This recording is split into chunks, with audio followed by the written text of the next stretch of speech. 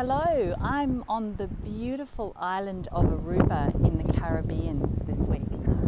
It's absolutely incredible. It's so beautiful here. I'm just amazed that my job takes me all over the world. And what's amazing is that I get here and I find that everyone uses Excel. Everyone builds financial models, something that's just so applicable no matter where you are in the world. I mean, sometimes their settings are a little bit different. Quite often they have the Excel is set in the local language, which can be a little bit different. I learned a couple of things about Aruba, or lots of things about Aruba that I didn't know before.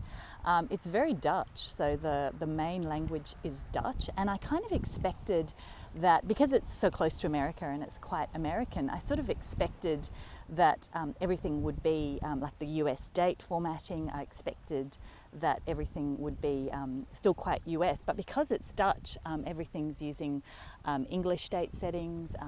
It's more sort of European than I guess what I expected it to be. Although everything is still in US dollars, I went and got a whole lot of local currency out, which is florins. Didn't need any of it because everything's in US dollars.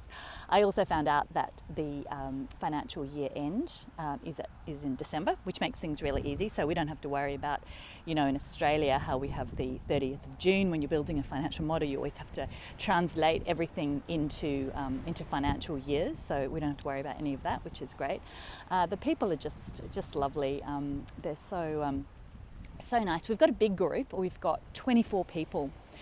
Which is quite a big group for me. We're doing financial modelling and dashboards, which is kind of unusual. So normally, I normally run financial modelling separately, and then I'll do dashboards in modern Excel as a separate day, because to me, that's a very, very different use of Excel. So the use of Excel for financial modelling is all about the formulas and the scenarios and the inputs and the outputs, and everything's very dynamic. Whereas when you're building dashboards, it's all about the visuals and the charting, and you're better off to use, so you don't use formulas as much. You tend to use more tables, and we'll do stuff like Power Query, and then considering, whether you would use just standard pivot tables, whether you'd go into Power Pivot, use Power Query, and then into Power BI.